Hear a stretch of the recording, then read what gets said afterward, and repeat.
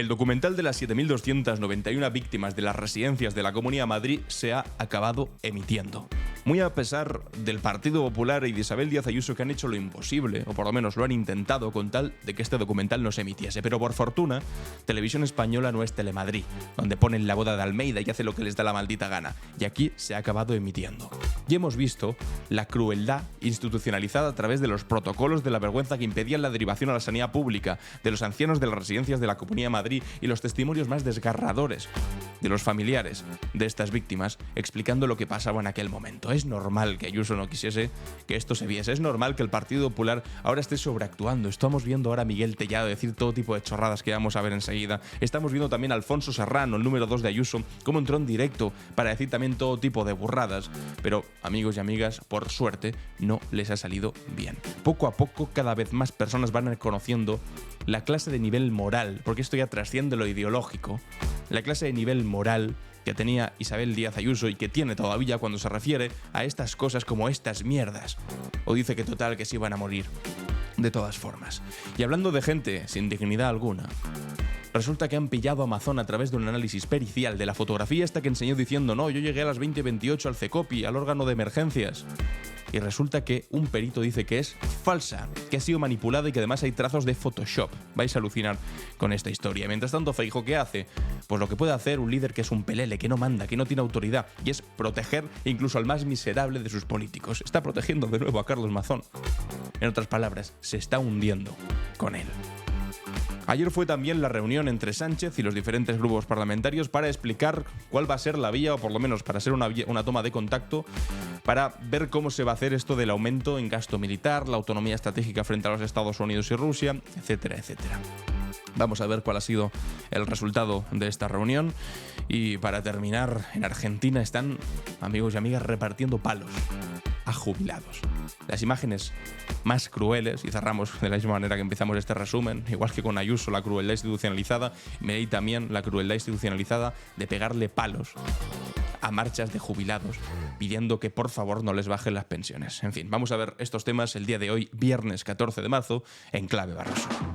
Estás escuchando Clave Barroso, un podcast de Alan Barroso. Muy malas noticias para Ayuso, porque después de intentar censurarlo, que no se emitiese o que emitiesen sus vídeos, resulta que ha aumentado más su interés que nunca. Y la Comunidad de Madrid, la emisión del documental de las 7.291 víctimas, alcanzó una cuota conjunta entre las 2 y el 24 horas del 25% de share. Es decir, el 25% de los madrileños y madrileñas que estaban viendo la televisión optaron por poner el documental de las 7.291 víctimas. Son unas cifras espectaculares.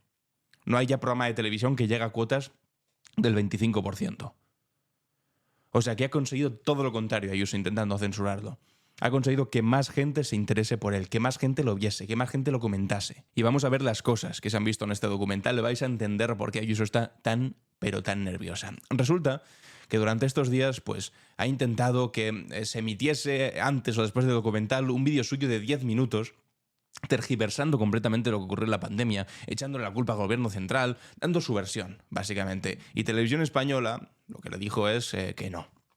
Radio Televisión Española rechaza emitir el vídeo que exigía Ayuso sobre su gestión en la pandemia y lo califica de intromisión indebida a su autonomía. O sea, ¿desde cuándo se ha visto una presidenta autonómica enviando un vídeo de 10 minutos y diciéndole, ahí me lo ponéis, antes o después del documental? La corporación subraya que Radio Televisión Española es un medio público, pero no gubernamental.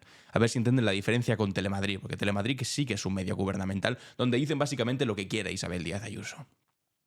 A ver si aprenden la diferencia entre un medio público y uno gubernamental que básicamente aplaude lo que diga la presidenta de turno. Pero es que además, algunos dicen, ayer leía también a Elisa Beni, vaya tela, decía, no, si es que en un documental sobre un tema tendrá que haber la visión de las dos partes. Vale, podemos estar de acuerdo, pero es que lo que está ignorando y lo que nos está diciendo es que a Isabel Díaz Ayuso se le dio la oportunidad de aparecer en el documental. Evidentemente, porque ella es la maldita protagonista de este documental. Hay dos protagonistas. Primero, las personas que murieron. Los ancianos que murieron de manera indigna en las residencias de la Comunidad de Madrid sin que pudiesen ser derivados a los hospitales junto a con sus familiares que recibían llamadas diciéndole no pueden ir a los hospitales, no los recogen en la ambulancia. Hay un protocolo de la Comunidad de Madrid que dice que no pueden ser derivados. Esos son los primeros protagonistas. Pero es que la segunda protagonista es Isabel Díaz Ayuso, es su gobierno. Son los que firmaron con su puño y letra que no se pudiese hacer eso, que no se pudiese derivar a los ancianos. Entonces, ella como protagonista de este asunto, evidentemente se le permitió aparecer en el documental. De hecho, se lo pidieron. ¿Y qué pensáis que hizo? Rechazarlo. ¿Por qué? Porque sabe que iba a quedar mal. Sin embargo, ahora, cuando ve que el documental sale adelante, que lo ponen en la televisión, que lo va a ver mucha gente, como efectivamente lo ha visto mucha gente, un 25% de share, que es brutal. Es brutal. O sea, para que os hagáis una idea, los días mejores, la Resistencia, la revuelta de Broncano saca un 19%. El Hormiguero, el mejor día, igual ha sacado un 20%. Esto es un 25%. O sea, brutal, como la Comunidad de Madrid. En el resto de España habrá tenido peores números, porque claro, se centra en la Comunidad de Madrid. Que es quien es importante que lo vea, los madrileños y madrileñas, para que dejen de votar a esta señora. Y ojalá no venga el resto de España, porque Dios nos libre. Pero es normal que no quisiese que saliese. Pero, lo siento, ha conseguido todo lo contrario, que más gente que nunca quisiera verlo. Vamos a ver algunos fragmentos que son desgarradores. Es que son desgarradores. Mucha atención a este momento. Y el día 6 de abril me llamaron por la mañana, me despertaron a las 8 de la mañana. Y Maripaz, yo sí. Dice, te llamo de la residencia. Y dije, mi padre. Digo, mi papi. Y dice, lo siento. Hemos ido esta mañana y nos hemos encontrado a tu mami muerta.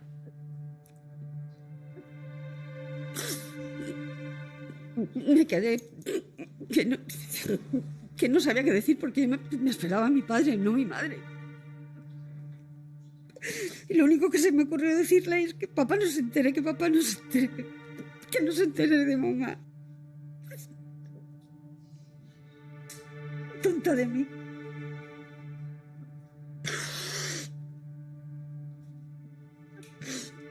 El día 7 de abril era mi cumpleaños. Y a las 6:15 de la tarde es la primera vez que me llama un médico. Me dice, ¿es usted la hija? Digo, sí. Dice, le llamo para decirle que vamos a sedar a su padre. Y volví a pedir otra vez. ¿Pero por qué no le llevan a La Paz? ¿Por qué no le llevan a un hospital? ¿Por qué no le llevan a un hospital al nuevo que han hecho? ¿Por qué? No se puede hacer nada, le vamos a sedar. Digo, llevo desde el día 25 del 3 pidiendo que le lleven a un hospital. Digo, me llama ahora usted para decirme que lo van a sedar. Y no me contestó. Y digo, bueno, vale. Digo que me van a llamar ustedes mañana a las 8 de la mañana para decirme que ha fallecido igual que ayer mi madre. Y no me contestó. Y así fue. El día 8 de abril a las 8 de la mañana otra vez. Qué horror. Me volvieron a llamar. A la misma hora, a las 8 de la mañana. Para decirme, ¿es usted la hija de Eduardo? Yo sí. No, lo siento mucho, ha fallecido. Es que no hay palabras. Es que te deja destrozado escuchar esto. Es que es durísimo. Es escuchar a una hija que en cuestión de 2 días pierde a su padre, pierde a su madre, desesperada, dice, ¿pero por qué no lo envían al hospital? No le contestan. Y aún hay gente que dice que esto es un relato ideológico, que está sesgado, que esto es una cosa de la izquierda. De verdad. Si escuchas esto y no se te encoge el corazón, pues que me da igual si eres de derechas, si eres de izquierdas, si eres de arriba, si eres de abajo. Si escuchas esto y no se te encoge el corazón, es que no tienes empatía alguna. Los 2 padres en 2 días, sin ser derivados a la sanidad. Una hija destrozada contando esto. Y mientras tanto Ayuso diciendo que estos rojos, que no sé qué, pero por favor, no pueden estar más desubicados. de verdad que no pueden estar más desubicados. Vamos a escuchar ahora a Manuel Rico, que es el periodista que le preguntó a la Comunidad de Madrid. Han hecho, antes del documental, lo tenéis entero en la página web de Radio Televisión Española, si lo queréis ver entero. Es desgarrador.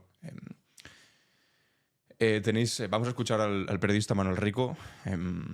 Perdón, pero es que me ha dejado destrozado esto que hemos escuchado. Vamos a escuchar a Manuel Rico, que es el periodista que pidió la cifra de fallecidos en las residencias, que ahora está negando Isabel Díaz Ayuso, diciendo que esa cifra es mentira, cuando la había dado su maldito gobierno. Escuchamos a Manuel Rico. La reflexión es facilísima, es que es una falsa polémica, no existe tal polémica.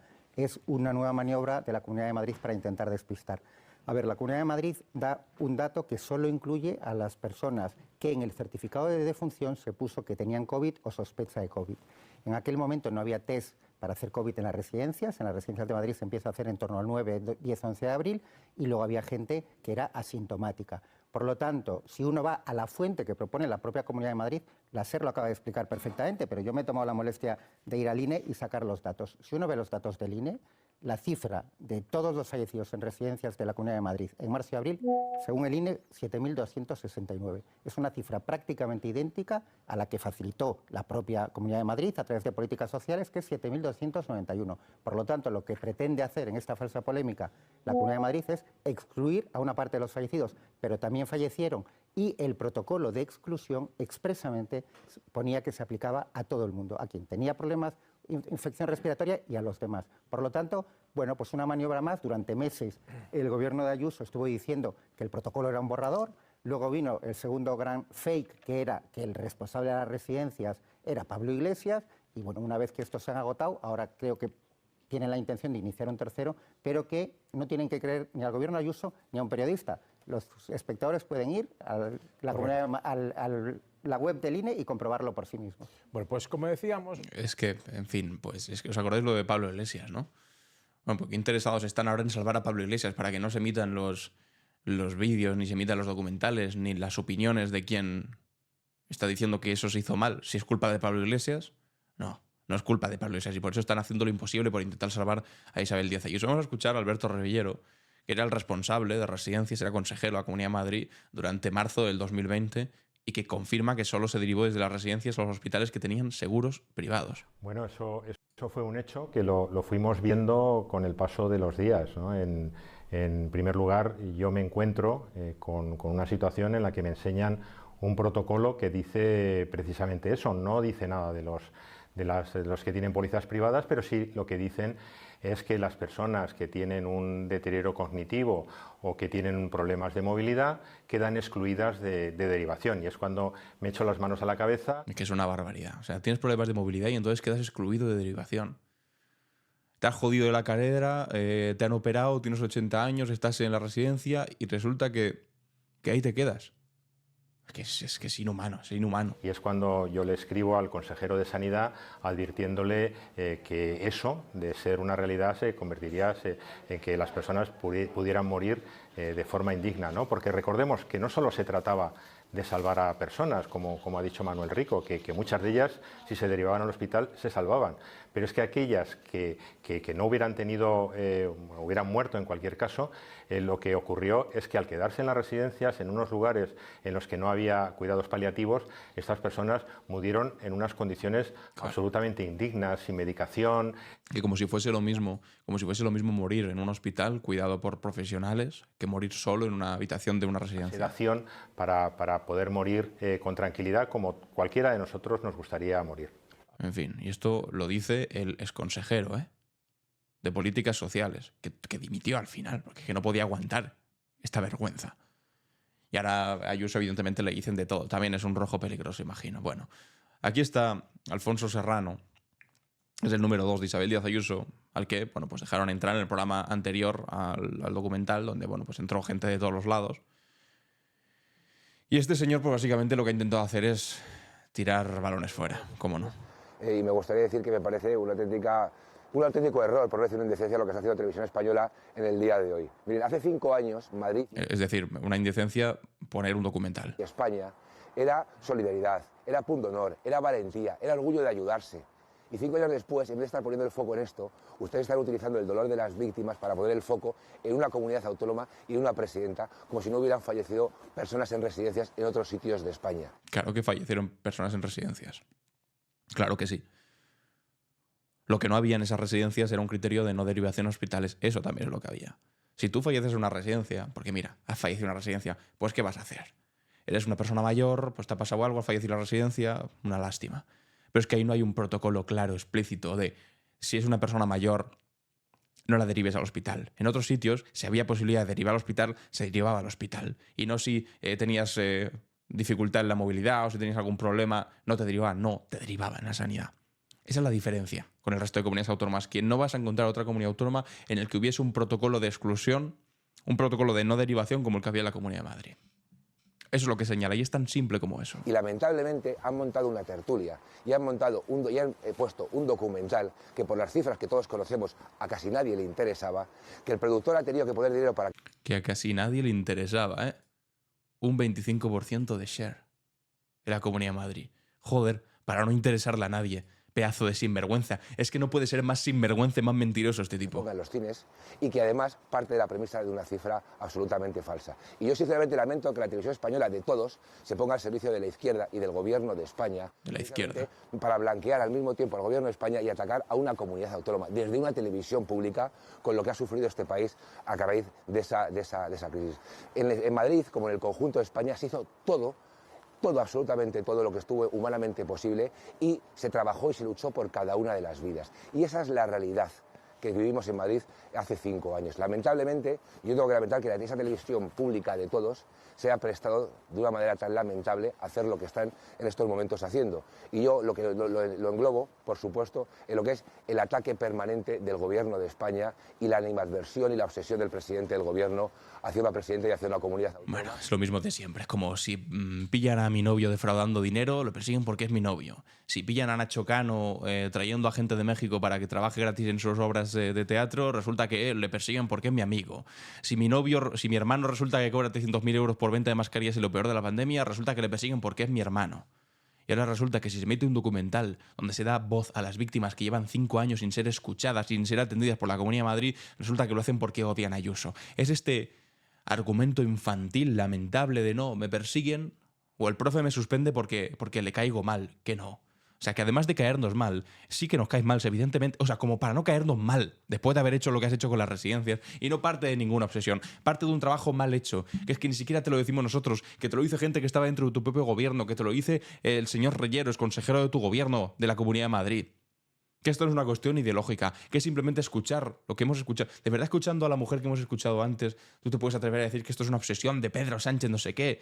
Eres un marciano diciendo este tipo de cosas. Bueno, de hecho, le ha contestado el ministro Escarpuente, le dice: claro, Alfonso, lo correcto en días como este es poner un documental sobre ETA, como hicisteis el sábado de reflexión en las elecciones de marzo de 2004, mientras teníais ya a los yihadistas detenidos. Es que estos se atreven a darnos lecciones de cómo utilizar una televisión pública, de verdad. De hecho, Rocío Monasterio, que no es precisamente, yo qué sé, aquí otra socialcomunista, no, es la que hasta hace nada era diputada de la Asamblea de Madrid de Vox, la mujer de Espinosa Los Monteros. Dice: tiene narices que Alfonso Serrano, que llama todos los días a Telemadrid, insisto, lo dice la de Vox esto, para decir lo que tienen que publicar y lo que no tienen que publicar, se atreva a criticar a La Noche en 24 horas por publicar un documental por las residencias. Es de locos. Es que te lo dice hasta la extrema derecha. Que tú llamas cada maldito día a Telemadrid para ver lo que tiene que salir y lo que no tiene que salir. Y por poner un documental de interés público en la televisión pública, en el 24 horas, resulta que ahora empiezas a sobreactuar diciendo: madre mía, ¿cómo es posible esto? Que la televisión pública al servicio del sanchismo. No tenéis maldita vergüenza. Aquí Miguel Tellado con exactamente lo mismo. Pero siendo todavía, pues, ¿cómo es Miguel Tellado?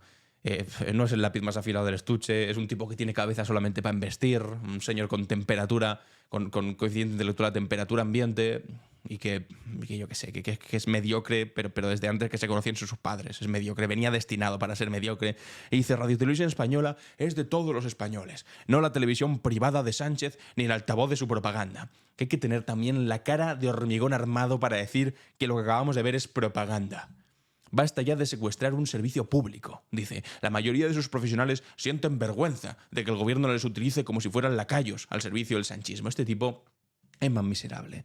Le he contestado, por supuesto. Le he puesto, literalmente, habéis utilizado Telemadrid para emitir la boda de Almeida. En las tertulias no hay nadie que no os baile el agua. Solo hay que encender en algún momento Telemadrid para ver lo que es eso. Y en Galicia, en la televisión gallega, protestan cada viernes por vuestra manipulación, los viernes negros. Llevan protestando no sé cuántas semanas, no sé cuántos meses ya. Pero te molesta un documental sobre las 7.291 víctimas. No tienes vergüenza, Miguel. Es que no tiene vergüenza. Que han emitido una boda. Dios mío, ¿os imagináis lo que dirían si emitiesen una boda de Pedro Sánchez? O una boda de cualquier ministro en televisión española. Pues dirían barbaridad. Claro, y es normal que se enfadase si alguien emite... Pero es que en televisión española no se emiten bodas de políticos. Sin embargo, en Telemadrid sí. En Telemadrid hay tertulias en las que directamente te ponen ahí por ser el más extremista de turno. Y este tipejo, el del Partido Popular, se atreve a decir basta de secuestrar un servicio público, de verdad. O lo que recordaba Óscar Puente antes. Que el día de reflexión de las elecciones del 2004, después del atentado del 11M, pusieron un documental sobre ETA. El día de reflexión, cuando estaban difundiendo que había sido ETA, que había sido ETA. Estos nos van a hablar de control de la televisión pública, que hasta Rocío Monasterio le dice no tenéis vergüenza. En fin, qué cosa más asquerosa, amigos y amigas, qué cosa más asquerosa.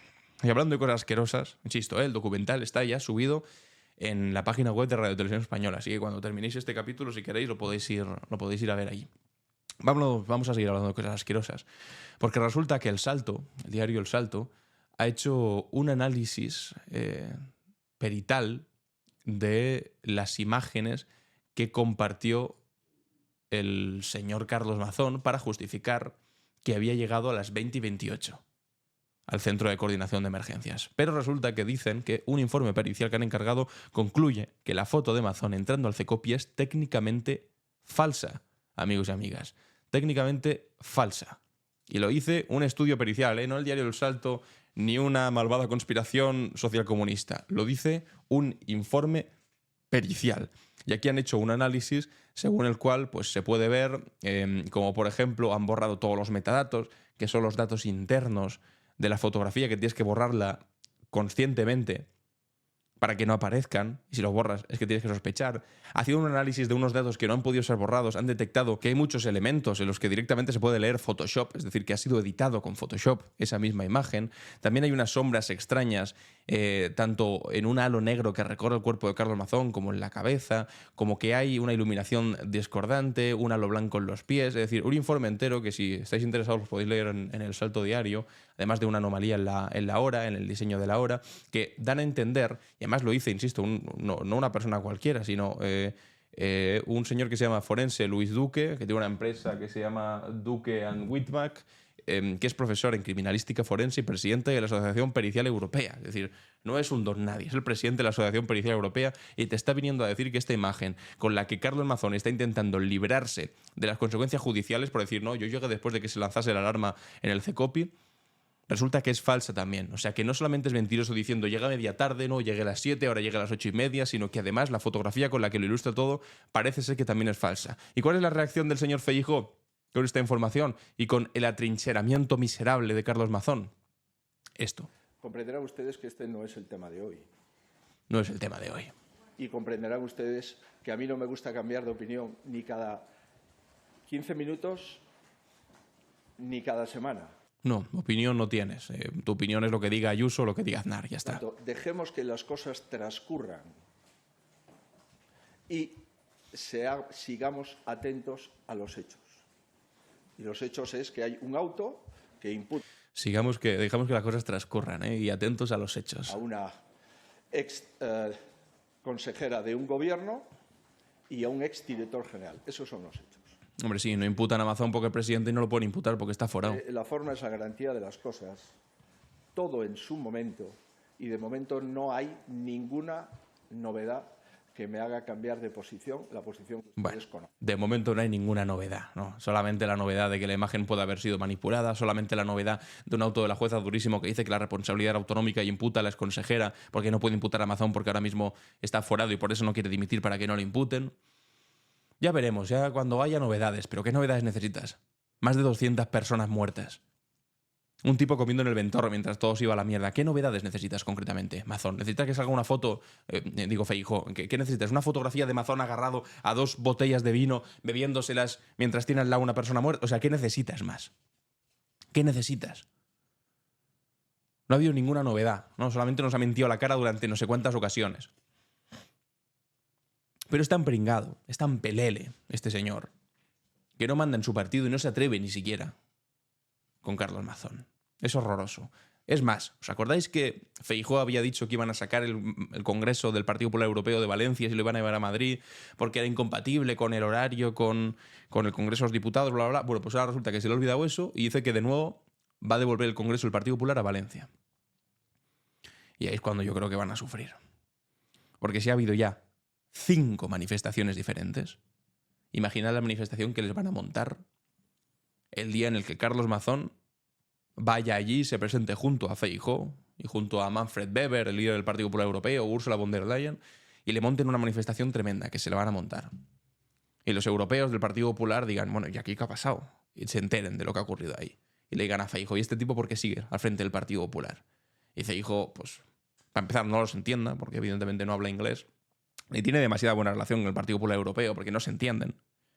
No se entienden ni políticamente ni idiomáticamente. Pero bueno, lo de idioma me da igual, puedes tener un traductor, pero es que no se entienden tampoco políticamente. Porque de hecho ellos votaron a favor de Teresa Rivera, el Partido Popular Europeo, como vicepresidenta de la Comisión, y el Partido Popular fue el único que votó en contra del nombramiento de Teresa Rivera, de una española, como vicepresidenta. Se quedaron solos en el Partido Popular votando en contra. No se entienden políticamente. Y cuando vean que este tipo está protegiendo a Mazón, bueno, pues se va a liar parda. Os animo desde aquí a ir a manifestarse con toda la contundencia del mundo que se pueda tener durante ese día.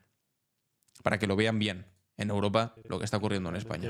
Vamos a escuchar a Carlos Cue en la cadena SER Hora 25 hablando sobre precisamente lo del Congreso del PP Europeo. Realmente es muy llamativo porque claramente estaban intentando evitar lo que va a pasar y yo creo que están las dos cosas muy conectadas. Lo que ha dicho Feijóo de todo en su momento y el hecho de que el Congreso vaya a ser en Valencia le mete una presión a la decisión de Feijóo, que yo creo que ya tiene una presión enorme y está diciendo todo en su momento como para ganar un poquito de tiempo, pero hoy publicábamos en El País, Elsa García de Blas y Virginia Martínez publicaban que hay ya sondeos, algunos algunos jefes del mundo del PP, algunos varones, se está viendo sondeos de qué hacemos, cómo hacemos este proceso. En fin, no sabemos lo que va a pasar, no creo que lo sepa nadie, probablemente Feijóo no tenga la decisión tomada, pero que el hecho de que el Congreso del PP europeo, con 11 jefes de Estado, con 11 jefes de gobierno, con gente muy relevante, se vaya a producir en Valencia y vaya a ser un bochorno que los líderes europeos, los amigos de Feijóo, tengan que pasar por una gran manifestación de gente pidiendo la dimisión y que tengan que aplaudirle a Feijóo, a Mazón si llega a hablar, eso creo que también mete más presión a la muchísima presión que tiene el PP para resolver el tema Mazón. Bueno, mucha presión, pero que la resuelven esperando, cruzándose de brazos. A pesar de que la derecha mediática ya les ha abandonado. El ABC, la portada del ABC durísima, pidiendo la dimisión de Mazón. Federico Jiménez Los Santos, diciéndole de todo a Mazón y también a Feijóo por ser tan inútil. Es así de claro, inútil, que se queda de brazos cruzados esperando a ver si soluciona sola la cosa. Que no funcionan así las cosas. Tienes que tomar acción. Y se lo dice como, vas a perder las elecciones otra vez, si sigues siendo tan malditamente pringado. Vais a ver, esto creo que es a finales del mes de abril, si no me equivoco. Bueno, vamos con el asunto de la ronda de contactos que, como os decía, ha hecho el presidente del gobierno con los diferentes grupos parlamentarios para hablar sobre pues este momento histórico en el que estamos en Europa, de si se sube el gasto militar, si se invierte más en defensa, si tenemos autonomía estratégica respecto a los Estados Unidos, a la OTAN, qué hacemos con las bases americanas, qué hacemos con nuestra defensa, con nuestro sector tecnológico, nuestro sector energético, que yo creo que es lo fundamental, no comprar más tanques, sino ser soberanos energéticamente desde Europa para no depender del gas que nos venga desde los Estados Unidos o de la protección militar el gas que viene de Rusia, perdón, o de la protección militar que en principio nos brindaba los Estados Unidos. Bueno, ¿cuál ha sido la conclusión de Sánchez? Pues sobre todo, ante esta disyuntiva de gasto militar o gasto social, pues ha dicho lo siguiente, que creo que es importante. Habrá gente que considere que si se sacan recursos o se ponen recursos en la seguridad y la defensa, se sacarán recursos de otras partidas. Afortunadamente, España está creciendo. Representamos el 50% del crecimiento económico europeo. y el 30% del crecimiento en empleo en el conjunto de la Unión Europea. Durante estos años, durante estos últimos 7 años, para que se hagan una idea, nosotros hemos aumentado el presupuesto en defensa, los distintos gobiernos, desde el año 2018, en más de 10.000 millones de euros. Más de 10.000 millones de euros. Y al mismo tiempo hemos aumentado en 120.000 millones de euros el presupuesto vinculado a las políticas sociales y los servicios sociales. Y más de 20.000 millones de euros en transición ecológica. ¿Qué quiero decir con esto? Que el compromiso del Gobierno de España es indiscutible, es firme y decisivo. Nosotros vamos a continuar invirtiendo en política social y no vamos a recortar ni un céntimo de euro en política social, en cohesión social, para hacer frente a este compromiso que tenemos con Europa y también con nuestro propio país en el ámbito de la seguridad y de la defensa. Bueno, es muy importante esta declaración porque es el miedo que tenían o tenemos muchos. Que haya un aumento del gasto militar a costa de quitárselo a servicios sociales. Bueno, pues ha dejado su compromiso encima de la mesa de no recortar ni un céntimo en gasto social frente al compromiso de subir el gasto en defensa. Ahora, hablemos del gasto en defensa. Es la cifra esta que dijo Ursula von der Leyen, 800.000 millones de euros. ¿Para qué son? Porque han dicho la cifra, pero no han dicho el plan. Es lo que todavía no sabe tampoco demasiado bien Pedro Sánchez. No lo sabe nadie. Simplemente se han quedado la cifra de las esferas más altas de la Unión Europea, pero claro, hace falta algo más que decir una cifra. Porque ¿para qué son? Si son para comprar jets o cazas que cuestan una millonada, cientos de millones de euros, o para comprar tanques más grandes o misiles más potentes, que al mismo tiempo, ¿a quién creéis que se compran esas cosas? A los Estados Unidos, que es para que se forren ellos. Oye, pues apaga y vámonos. Yo no quiero eso.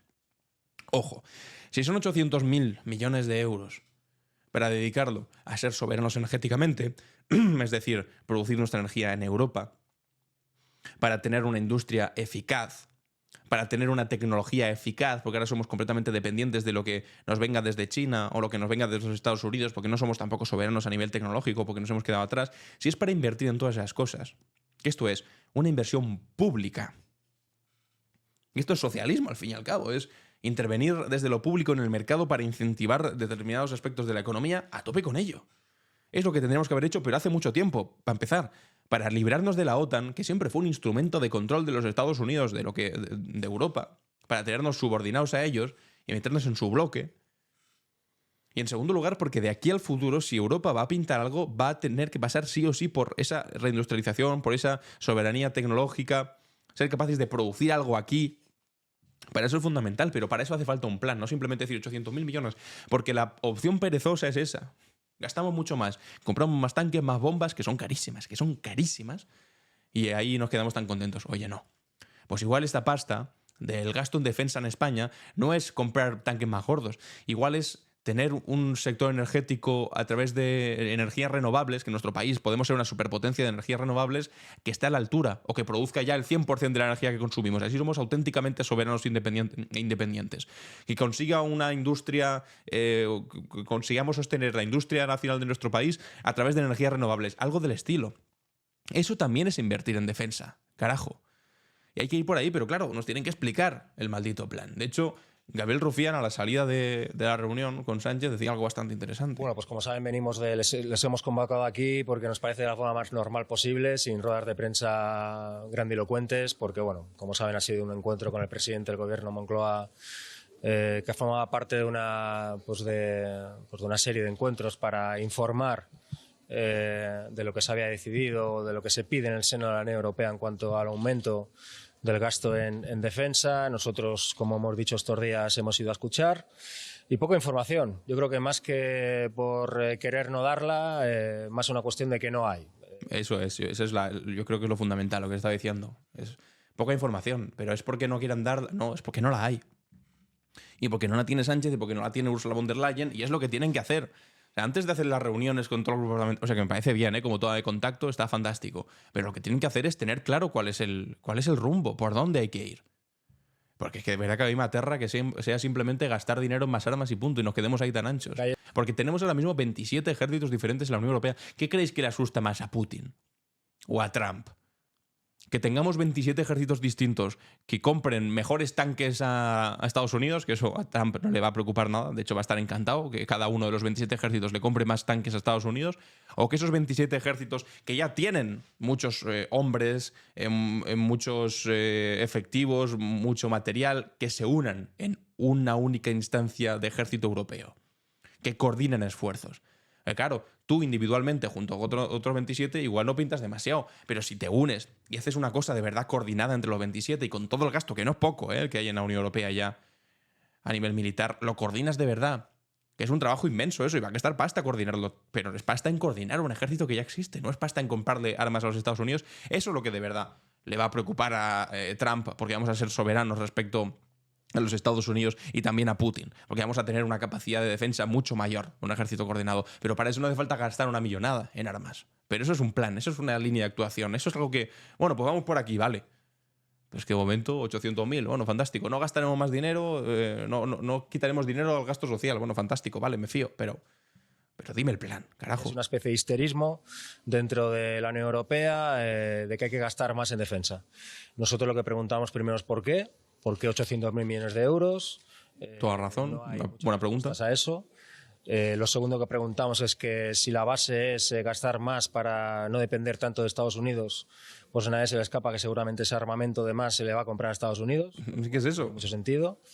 También somos un partido, como ustedes saben, progresista, pues que no estamos de acuerdo con ninguna guerra, pero tenemos claro que la guerra está aquí y que el mundo no es como nos gusta que sea, sino como es. Y eso conlleva que tenemos que ser responsables y tenemos que ir más allá de la pancarta. En el no a la guerra, todos y todas estamos de acuerdo. Que yo creo que aquí se está refiriendo a lo que ha hecho Yone Belarra, que se ha presentado en la reunión con Pedro Sánchez con una camiseta que ponía no a la guerra. Es como que sí, o sea, nadie está a favor de la guerra. ¿Tú crees que Pedro Sánchez está así a la guerra? ¿O que Rufián está así a la guerra? ¿O que yo estoy sí a la guerra? Evidentemente no. Estamos nadie a favor de la guerra. Pero tampoco somos ingenuos para pensar que, bueno, pues que si te entra Rusia en tu país, tú tienes que decir, ay, como tiene mucha fuerza, bajo las manos y me rindo. Pues no, sobre todo teniendo en cuenta nuestra historia también progresista en nuestro país. O sea, es como, tú imagínate que mientras a nosotros nos hacían un golpe de Estado y Franco tomaba todo el país, resulta que la izquierda en Francia, bueno, que en parte sí que lo hicieron, y en Reino Unido, una parte muy importante, decía, no a la guerra, no nos metemos aquí. Entonces, claro, ¿qué pasa si no te metes a la guerra? Pues que a la República se la cargaron, que no le vendían armas a la Segunda República, y que las únicas armas que llegaron a la Segunda República fueron las que le daba México y la Unión Soviética. Pero el resto de países occidentales decían, no a la guerra. Bueno, no a la guerra hasta que la tienes en la puerta de tu casa. Que también te digo, una cosa es decir no a la ofensiva. Yo nunca voy a defender que nosotros podamos atacar a un país, ni loco. Ni loco, porque eso sí que es un expansionismo, un militarismo que solo te puede llevar a las peores cosas. Pero lo defensivo, evidentemente, no tenemos que ser ingenuos. No a la guerra, y para no a la guerra hay que prepararse pues para poder sostener ese no a la guerra y poder mantener... Pero es que esta caricatura de presentarse con una camiseta no a la guerra, que es muy sencillo decirlo de esa manera. Y es tomarnos un poco por ingenuos. Sobre todo, insisto, si vemos nuestra historia nacional en este asunto concreto. Pero el mundo es complejo y más allá de nuestras convicciones, pues está la gestión y el gobierno de la situación. Nosotros eso lo entendemos. Ahora bien, entendemos que quizá no hay que gastar más, sino que hay que gastar un poquito mejor. Totalmente. 27 ejércitos en la Unión Europea, pues quizá debería haber uno. Y sobre todo lo que quizá debería haber es más coordinación. A partir de ahí, a escuchar, a ser responsables y a entender que, repito, que no estamos interesados en la guerra, pero la guerra está interesada en nosotros. Bueno, estoy completamente de acuerdo con Rufián. O sea, es alucinante que sea un parlamentario independentista el que tenga que tener la mayor sensatez en todo este asunto. Bueno, hablando de sensatez, vamos a ver todo lo contrario. Y es que resulta que ahora, pues bueno, la derecha de este país, o cuando señalas la luna, pues la derecha se queda viendo el dedo, que son así de zoquetes. Ahora resulta que Pedro Sánchez consuma su traición, abre las puertas de Moncloa a Bildu, porque se ha reunido con todos los partidos políticos, todos los grupos parlamentarios. Sí, también Bildu. Con el que no se ha reunido ha sido con Vox, pero porque Vox ya está defendiendo literalmente a Putin. O sea, y esto no es una cosa que diga Pedro Sánchez, esto es una cosa que dice incluso José María Aznar o Federico Jiménez Los Santos, que los llama putinejos, el partido de Putin en España. Es decir, es casi una cuestión de seguridad nacional casi no reunirte con Vox, porque son los que están aplaudiendo todo el día a Trump y a Putin, que son precisamente los dos polos de los que nos tenemos que independizar y ser soberanos en la Unión Europea. Pero resulta que ahora pues la derecha empieza a decir, no, ha quedado con Bildu, consuma su traición. ¿Pero qué traición? Invitar a una diputada democráticamente electa a una reunión como a cualquier otro. Esto es una traición. Somos tan cutres en este país, la derecha de este país es tan cutre que mientras nos estamos jugando lo que nos estamos jugando en Europa, se fija en, ¡ay no! Han invitado a Bildu, por favor, sois más infantiles. En fin, que es el infantilismo elevado a la máxima potencia. Feijóo diciendo, Sánchez ha abierto las puertas del Palacio de la Moncloa a Bildu, que disfruten la visita, porque los tiempos de legitimación acabarán con este presidente. En la España que viene no tendrán ese honor porque yo no se lo voy a conceder. ¿El qué? Poder invitar a una diputada electa, democráticamente electa, al Congreso de los Diputados. Es que de verdad que son miserables. Aquí Mario lo explicaba muy bien en Twitter, decía, años pidiendo que la izquierda abertzale se uniera a la vía democrática y ahora quieren vetar su presencia en la vida pública. Cualquiera diría que parte de la derecha española echa de menos el terrorismo. Es que parece que quieren seguir relacionándose con la izquierda abertzale como si ETA siguiese existiendo. Bueno, para eso Ayuso sale por ahí diciendo, ETA está más viva que nunca y chorradas del estilo. Pero es que integrar en la democracia también es esto, que te puede caer fatal. Oye, fantástico que te caiga fatal. Tienes todo el derecho del mundo a que te caiga fatal, pero a renunciar a que son diputados democráticamente electos y que por lo tanto se merecen también poder estar ahí. ¿Pero qué carajo? Que estén sobreactuando de la manera que han sobreactuado. De hecho, mira, es que a mí tampoco me habría parecido ni mal que hubiese invitado también a Santiago Abascal, aunque no habría ido, porque Santiago Abascal ya sabéis lo que está. Pero si eres un diputado electo, pues eres un diputado electo. O sea, solo faltaría que se le niegue la entrada a la Moncloa a un diputado electo. En fin, y aquí Vox pone que están contentos de que hayan sido los únicos en no ir, y pone, solo hay un líder de la oposición, los demás apoyan al autócrata directa o indirectamente. Y pone una fotografía de todos. Feijóo con Rufián, con Bildu y Santiago Abascal en el centro diciendo, yo no me someto al tirano, al autócrata. Claro, es muy fácil para él llamar autócrata a Pedro Sánchez, sin embargo con Putin no se atreve. O con Donald Trump tampoco. Autócrata es Pedro Sánchez, por supuesto. Bueno, y Franco, ni se lo preguntéis. En fin, amigos y amigas, y ya que estamos un poco en el ámbito internacional, vamos ya directamente con la clave internacional. ¿Qué pasa en el mundo? La clave internacional. Y como os decía al principio, Argentina. Y esta fotografía es lo que mejor define lo que está ocurriendo en Argentina. Periódicamente hay marchas de jubilados, desde que Milei asumió la presidencia y se dedicó pues, a recortarle las pensiones, a recortarle los medicamentos, a recortarle en todo lo posiblemente recortable, para básicamente destinarlo, pues bueno, no sé, a sus jueguitos cripto, imagino. Bueno, pues esta fotografía de un policía apuntando con una escopeta a una señora mayor con una bandera de Argentina. Esto es exactamente lo que votaste, dice esta tuitera argentina. Esto es lo que está viendo ahora mismo en Argentina. Una señora mayor. Es la fotografía que acabáis de ver. Con la bandera argentina. Plantando cara a un policía que va disparando con la escopeta de balas de goma, entiendo, hacia el sitio donde está esta señora mayor. Esto es lo que hay en Argentina ahora mismo, amigos y amigas. Eso tenemos que ser muy cabros. Manifestaciones masivas. Y una represión también. Esto está haciendo pasar hambre a todos juntados. Y gracias a toda la gente que nos vino a apoyar hoy. Acá no hay nada, acá está el pueblo, defendiendo a los jubilados.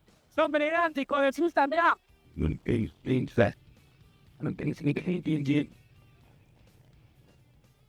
pues ya veis las imágenes de lo que está ocurriendo ahora mismo en Argentina, gaseando, dando golpes, reprimiendo con escopetas, lanzando balas de goma. Si ya no se consigue, más ganas de luchar. Más ganas de luchar. Argentina es un pueblo que no sea Milán, precisamente, frente a retos de estas características. ¿Cómo lo van a reprimir? Estamos todos locos, hombre. En fin, pues esto es lo que está ocurriendo con el gobierno de Javier Milei. De hecho, están tan desesperados que están empezando a compartir este tipo de cosas. Dice Manuel Adorni, que es miembro del gobierno de Javier Milei, es el portavoz, dice, la izquierda argentina, un cúmulo de violencia, criminalidad, deshonestidad e infantilismo intelectual. Y comparte esta fotografía, que es lo más lamentable que te puedes echar en cara, pone consignas marcha de jubilados, ponerse camisetas de fútbol, empezar en la vereda y poco a poco cortando la calle, provocar a los policías revoleando botellas, piedras o lo que haya al alcance. Una vez que comiencen a reprimir, grabar la respuesta policial, buscar móviles periodísticos para viralizar la violencia recibida, subirlo a las redes sociales. Esto lo están diciendo como que lo ha hecho el Frente de Izquierda y Trabajadores. Esto es la cosa más cutre que te puedes echar en cara. Desde el gobierno han escrito esta basura, esta mierda. Provocar a los policías, cuando nos peguen, viralizarlo. Como si alguien fuese tan malditamente torpe que para un plan de estas características lo tuviese que poner escrito.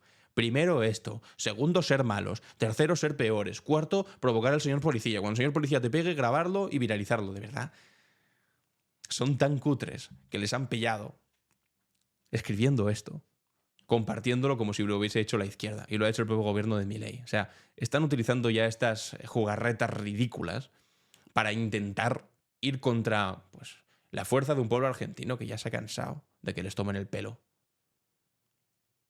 Y ahora Javier Milei pues va a intentar utilizar esto para también librarse de lo que le está pasando con la criptomoneda, que quieren sacarlo de la presidencia, hacer un juicio político y lo que no es político. Y ahora va a decir, no, estamos en medio de un golpe de estado de la izquierda. Son iguales en todos los países, amigos y amigas. Y mientras tanto, pues el equivalente a Milei en Estados Unidos, ¿qué está haciendo? Pues Trump diciendo que Canadá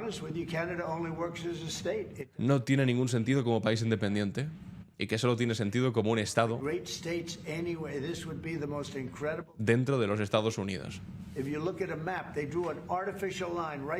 Dice, si ves un mapa, hay una línea artificial. Hombre, perdona que te lo diga, Trump, pero todos los estados en Estados Unidos son líneas artificiales. Es lo que tiene una colonización. Que tú haces las fronteras con una regla y un lápiz. Aquí, más o menos. Y ahora dice que Canadá también tiene que formar parte de los Estados Unidos, porque no tiene sentido como Estado independiente, que es lo mismo, efectivamente, que lo que dice Putin con Ucrania. Ucrania no tiene sentido como Estado independiente, tiene que ser parte de Rusia. Canadá no tiene sentido como Estado independiente, tiene que ser parte de Estados Unidos. Vaya mundo aterrador al que nos enfrentamos. Vamos con nuestra cápsula del tiempo. ¿Qué es lo que ocurrió un día como hoy? La cápsula del tiempo. En clave Barroso. Viajemos primero a un 14 de marzo de 1883, cuando en una modesta casa de Londres fallecía Karl Marx, uno de los intelectuales más influyentes de la historia moderna. El filósofo, sociólogo y economista alemán dejaba este mundo a los 64 años, tras una vida dedicada al análisis crítico del sistema capitalista y a la lucha por la emancipación de la clase trabajadora. Marx no llegó a ver la trascendencia que alcanzarían sus ideas. Murió en condiciones relativamente modestas, acompañado por su familia y por su entrañable amigo y colaborador cercano Friedrich Engels. Su sepelio en el cementerio de Highgate, en Londres, fue un acto sencillo al que asistieron apenas una docena de personas. Engels, en su discurso fúnebre, pronunció aquellas palabras que resultarían proféticas. Su nombre vivirá a través de los siglos y también su obra. Tenía razón. La vida de Marx estuvo marcada por el exilio y las dificultades económicas. Expulsado de varios países europeos por sus ideas revolucionarias, encontró finalmente refugio en Inglaterra, donde pasaría la mayor parte de su vida adulta. Allí, en la sala de lectura del Museo Británico, escribiría su obra magna, El Capital, un análisis exhaustivo y demoledor del sistema capitalista. Lo que hace verdaderamente extraordinario el legado de Marx es su capacidad para proporcionar herramientas de análisis que siguen siendo incluso útiles para comprender las contradicciones y las injusticias del mundo contemporáneo del día de hoy. Su teoría del materialismo histórico, que explica la evolución de las sociedades a partir de las condiciones materiales de producción, y su análisis de la lucha de clases como motor de la historia, siguen siendo fundamentales para entender las dinámicas sociales actuales. La influencia de Marx se extiende mucho más allá del ámbito político. Su análisis del capitalismo ha permeado en disciplinas de diversas tendencias como la filosofía, la sociología, la economía, la historia e incluso la teoría literaria. Conceptos como alienación, fetichismo de la mercancía o plusvalía forman parte del vocabulario intelectual contemporáneo, incluso entre aquellos que no se consideran marxistas. Avanzando ahora más de un siglo, en nuestra cápsula del tiempo nos detenemos en otro 14 de marzo, esta vez de 2004. España se encontraba conmocionada por los atentados del 11M ocurridos apenas 3 días antes, cuando 10 bombas estallaron en 4 trenes de cercanías en Madrid, causando 193 muertes y miles de heridos. En este clima de conmoción y dolor, los españoles acudían a las urnas, en unas elecciones generales que cambiarían el rumbo político del país. Contra todos los pronósticos, el Partido Socialista Obrero Español, liderado por José Luis Rodríguez Zapatero, consiguió una victoria inesperada frente al Partido Popular de Aznar, que había gobernado durante los 8 años anteriores. En este vuelco electoral no solo se vio un cambio de gobierno, sino que además marcó el inicio de una etapa de profundas reformas sociales en España. Las circunstancias que rodearon aquellas elecciones fueron extraordinarias. En las horas posteriores a los atentados, el gobierno de Aznar insistió en aquella cosa de atribuir la autoría a la organización terrorista ETA, a pesar de que los indicios que apuntaban hacia el terrorismo yihadista eran bastante claros y evidentes en aquel momento. Esta gestión de la información fue percibida por muchos españoles como un intento de manipulación clara con fines electorales que generó una ola de indignación que se tradujo en una mayor movilización del voto progresista. El gobierno de Zapatero, que surgió de aquellas elecciones, emprendió una agenda de reformas que transformaría profundamente la sociedad española. La legalización del matrimonio igualitario, la ley de dependencia, la retirada de las tropas españolas de Irak, la ley de memoria histórica o la ampliación de los derechos reproductivos son solo algunos ejemplos de las políticas progresistas implementadas durante ese periodo. Estas elecciones también pusieron de manifiesto el poder de la ciudadanía y de la movilización social, porque la noche del 13 de marzo, víspera de las elecciones, miles de personas se concentraron espontáneamente frente a las sedes del Partido Popular en toda España exigiendo transparencia sobre los atentados. Este episodio demostró la capacidad de la sociedad civil para organizarse y hacer oír su voz, incluso en momentos de gran tensión y de gran dolor. 16 años después, de aquellas elecciones, justamente también un 14 de marzo, pero de 2020, España se enfrentaba a otra crisis de dimensiones históricas. En esta fecha, el gobierno presidido por Pedro Sánchez aprobaba el Real Decreto por el cual se establecía el estado de alarma y el confinamiento de la población debido a la pandemia de COVID-19. 5 años han pasado ya, ¿eh? Esta medida sin precedentes en la democracia española moderna suponía restricciones significativas en las libertades civiles en nombre de la protección de la salud pública. El confinamiento, que inicialmente se estableció por 15 días, pero que acabaría extendiéndose durante meses, transformó radicalmente la vida cotidiana de los españoles. Las calles quedaron desiertas, la actividad económica se paralizó en gran medida y conceptos como teletrabajo o distancia social pasaron a formar parte del vocabulario diario de nuestra vida. La imagen de ciudades vacías, con sus habitantes aplaudiendo desde los balcones cada tarde en homenaje a los trabajadores sanitarios, quedaría grabada en la memoria colectiva para siempre como símbolo de una época, pues bueno, curiosa, extraordinaria, no sé cómo definirla. La pandemia y las medidas adoptadas para combatirla no solo supusieron una crisis sanitaria, sino también una crisis social y económica de grandes proporciones. Las desigualdades existentes se agudizaron y los sectores más vulnerables de la población fueron, evidentemente, y como siempre, los más afectados. Y al mismo tiempo, la crisis puso de manifiesto la importancia crucial, fundamental, de los servicios públicos, especialmente de la sanidad pública, y evidenció a consecuencia de años y años de recortes y políticas de austeridad. Y hasta aquí nuestra cápsula del tiempo. Amigos y amigas, vamos con las preguntas y respuestas. ¿Y tú? ¿Qué opinas? En Clave Barroso. Bienvenidos y bienvenidas a ¿Y tú qué opinas?, donde os hago una pregunta y después leo vuestras respuestas. Aquí PL124 dice: Ayuso está a la desesperada. El karma le está dando una lección de la que ni ella podrá escurrir el bulto. Beatriz dice: el número lo facilitó la propia Comunidad de Madrid. Mi madre es una de los 7.291 y soy incapaz de escuchar a la ida Isabel Díaz Ayuso sin angustia y recordar el sufrimiento que pasaron. La directora de la residencia de mi madre, el 31 de marzo de 2020, nos envió una carta a los familiares, ojalá pudiera publicarla aquí, donde muy claro nos indicaba que el hospital Rey Juan Carlos, Universitario Rey Juan Carlos de Móstoles, les prohibía llevar a ningún residente al hospital. Daba igual su patología y daba igual si tenían o no discapacidad. De 180 residentes, fallecieron más del 50% en 3 meses. Es una residencia privada concertada, en Sevilla la Nueva, de Madrid. Es que leer estos testimonios de verdad que es durísimo, es desgarrador. Y José Muñoz dice: 7.291, 4.000, ¿acaso importa? ¿Habría sido menos grave si en vez de 7.291 fueran 4.000, que es lo que dicen ahora? Lo importante aquí es la aplicación de un protocolo de la vergüenza en la que muchas personas murieron en unas condiciones de sufrimiento inhumanas. No entiendo que alguien con un grado de empatía mínimamente desarrollado pueda votar a estos psicópatas del Partido Popular. Bueno, pues somos dos, amigos y amigas. Para el día de mañana vamos a seguir con este asunto, la desesperación de Ayuso al ver que el documental se ha publicado, que se ha emitido, que ha tenido gran impacto, no como decía Alfonso Serrano antes, de esto no le interesa a nadie, no lo va a ver nadie. Bueno, pues lo ha visto un 25% de share, alucinante. ¿Y qué opináis? ¿Qué opináis sobre esto? Igual, bueno, pues si queréis decir también sobre lo de la foto falsa de Amazon o sobre lo que ha dicho Sánchez sobre el gasto militar y lo que ha dicho Rufián, pues también os leo atentamente, ya sabéis, una R, 2 puntos y vuestra contribución. Y hasta aquí, amigos y amigas, el capítulo de hoy de Clave Barroso, viernes 14 de marzo. Yo soy Alan Barroso y esto ha sido Clave Barroso.